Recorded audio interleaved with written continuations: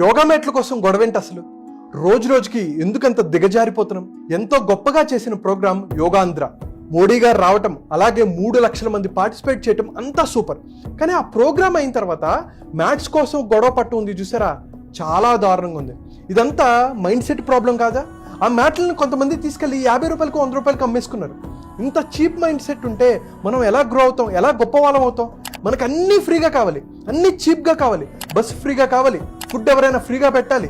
ఒకవేళ ఫ్రీగా పెట్టిన తర్వాత మనం ఏమైనా రెస్పాన్సిబుల్గా ఉంటామా? ఉండం. రోడ్డు మీద ఉమ్మూస్తాం, రోడ్డు మీద చెత్తేస్తాం, సిగ్నల్ క్రాస్ చేస్తాం, డబ్బు కోసం వేరే వాళ్ళని మోసం చేస్తాం, 2000 ఇస్తే దేశాన్నే అమ్మేస్తాం.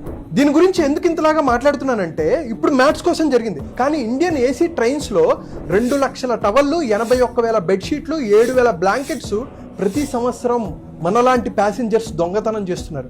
రైల్వే స్టేషన్స్లో కొంతమంది గుట్కాలు తిని ఊసేస్తారు కదా, ఒక సంవత్సరానికి 1,200 కోట్లు గుట్కాలు తిని ఊసిన దాన్ని క్లీన్ చేయడం కోసం గవర్నమెంట్ ఖర్చు పెడుతుందంటే ఎంత దారుణమో మనం అర్థం చేసుకోవాలి. ఇవంతా ఎవరు బాధ్యులు? మనం కాదా? మనం రెస్పాన్సిబుల్గా ఉండి మనం న్యాయంగా ధర్మంగా ఉంటే మనం డెవలప్మెంట్ ఎక్స్పెక్ట్ చేయొచ్చు. మనం న్యాయంగా లేకుండా, ధర్మంగా లేకుండా మనం పిచ్చి పనులు చేస్తూ మనం ఎలా గ్రో అవ్వాలనుకుంటాం, కంట్రీ ఎలా డెవలప్ అవ్వాలనుకుంటున్నాం?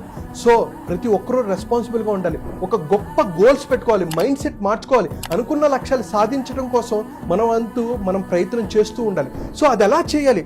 గొప్ప గోల్స్ ఎలా పెట్టుకోవాలి, అనుకున్న లక్ష్యాలు ఎలా సాధించాలి, హెల్త్ పరంగా, వెల్త్ పరంగా, కెరీర్ పరంగా, బిజినెస్ పరంగా, రిలేషన్షిప్ పరంగా ఎలా గ్రోత్ సాధించాలి, స్ట్రెస్ ఫ్రీ లైఫ్ని ఎలా అనుభవించాలి, వీటన్నిటి కోసం తెలుగువారు ఎక్కడున్న అద్భుతమైన విజయాన్ని సాధించాలి అనడానికి నేను సహాయం మీకు చేస్తాను. సో కింద కనిపిస్తున్న నెంబర్కి కాల్ ఆర్ మెసేజ్ చేసి 2 hour free mindful millionaire master క్లాస్కి ఫ్రీగా రిజిస్టర్ చేసుకోవచ్చు.